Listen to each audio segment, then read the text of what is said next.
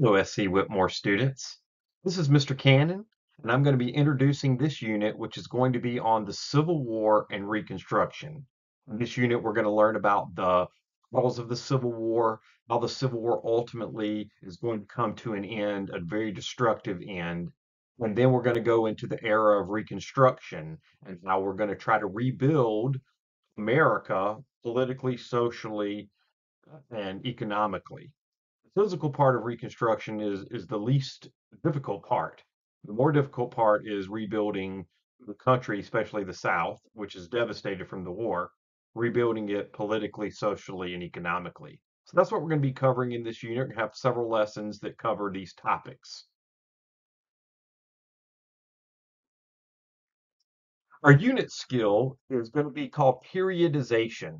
Now, what periodization is exactly what it says. It's covering periods of time or eras. I use the example here from the movie poster way back when I was a teenager, Jurassic Park. It came out in the 1990s, and Jurassic Park, the name actually comes from the Jurassic period. If you've studied science, you know the Jurassic era or the Jurassic period. And actually, what we know is that the movie creators got this wrong. That some of the dinosaurs in the movie didn't come from the Jurassic era. They came from other eras from our history. But I use this as an example to get the point that the Jurassic era was an era of our history, going back in world history. And there were certain characteristics of that era that made it distinct from other eras. Well, the same is going to be true in when we get to American history. There are certain periods or eras that are unique, and then there are turning points, specific turning points that lead into new eras. There's probably not a better unit to do periodization with than this one, because what we're going to see is a clear delineation or a clear distinction between the era of the Civil War, a war era where 620,000 Americans are going to die, from that era to the era of Reconstruction and how the country dramatically changes. Everything changes after the Civil War. Now, it's not a quick change and that everything is fine and that every wrong is righted, because that's not true either. But it is going to be a big distinction. And we're going to see clear periods during this unit, the period of the Civil War and then the period of Reconstruction and how those eras shifted American history. So that's the skill we're going to be working on, and we're going to do it through a timeline activity.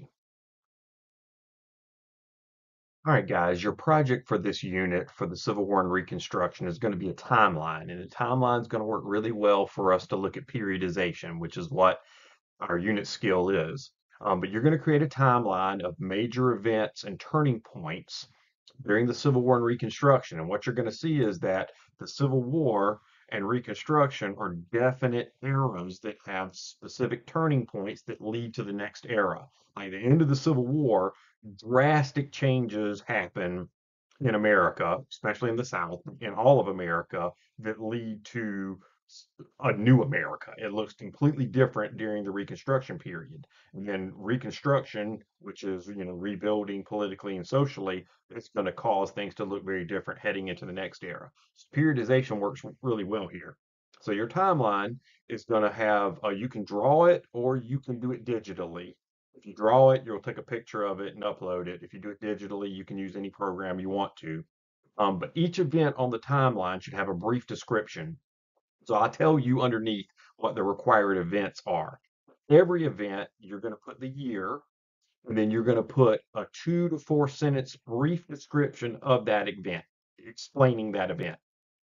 There are going to be some events, however, that are marked with an asterisk that are going to require an explanation of why that event is a turning point. So some of these events are not more important, but they change things more than other events. And I want you to give a brief explanation again, a few more sentences. We're not talking about paragraphs, we're talking about a few sentences explaining why that event was a turning point. So just going over your required events real quick. Start with, we've got the election of Lincoln. That's what's going to kick off the Civil War, his election in 1860. And that's one that has an asterisk that you're going to actually explain why that was a turning point. Then we've got the Fort Sumter battle. You're going to do that one. That's the first battle of the Civil War. It's not really a battle, but it was the first shots of the Civil War. It was right here in South Carolina, so that will be one you do. First Manassas or Bull Run, that's the first major battle of the war. Now, in the South, they named battles after uh, towns that were nearby, whereas in the North, they tended to name battles after bodies of water that were nearby. So that's why we end up having two different names for some of these battles. But the first major battle was First Manassas or Bull Run, the first big one. Then we've got the Battle of Hampton Roads, which was a naval battle. That's also a big turning point. You'll find that one very interesting. Then we've got the second Battle of Manassas or Bull Run 2, Sharpsburg, Antietam. So I mainly know it, and you probably have heard it as Antietam, the Battle of Antietam. In the South, they called it the Battle of Sharpsburg. The Emancipation Proclamation, the death of Stonewall Jackson, which is one of the key events, one of the key turning points. Battle of Gettysburg, Battle of Vicksburg, which was a siege, the sinking of the CSS Hunley, which is the first submarine. You'll research that. That was right here in South Carolina. Appomattox Courthouse, which is the end of Lee's army in Virginia. The assassination of Lincoln. So we move after the Civil War into Reconstruction. We've got the assassination of Lincoln. 13th, 14th, and 15th Amendments, which change America dramatically to this day.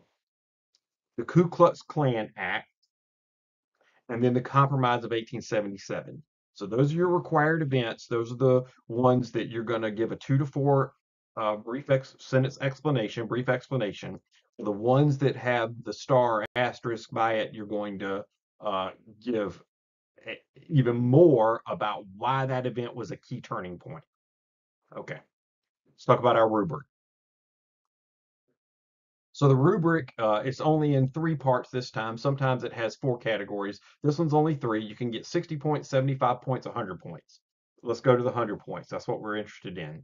So in your timeline, if you use significant turning points to justify the categorization of the Civil War and Reconstruction eras, and if you explain how significant events from the Civil War and Reconstruction era led to changes during the era, then you get 100 points. So if you do those 2 things that you were supposed to do, um, especially for those key events that have the asterisk, you can get 100 points.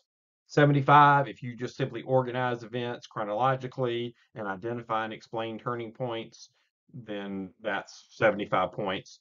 60 points if you just describe characteristics of major events. If you, in other words, if your timeline doesn't flow, if it's not chronological, or if you just have a brief description of some events, 60 points. Of course, if you don't turn in timeline, that's 0 points. So that's your rubric. If you have any questions, as always, on the project, we introduce the project at the beginning of the unit, but you don't actually you don't turn in the project to the end of the unit. You can work on it, though, in anywhere you want to. But you don't have to work on it until the very end of the unit, and that's when you turn it in. If you have any questions, reach out to your teacher. So if you have me, Mr. Cannon, you can reach out to me. If you have another teacher, reach out to them with any questions, and we'll be happy to help you. Have a great day.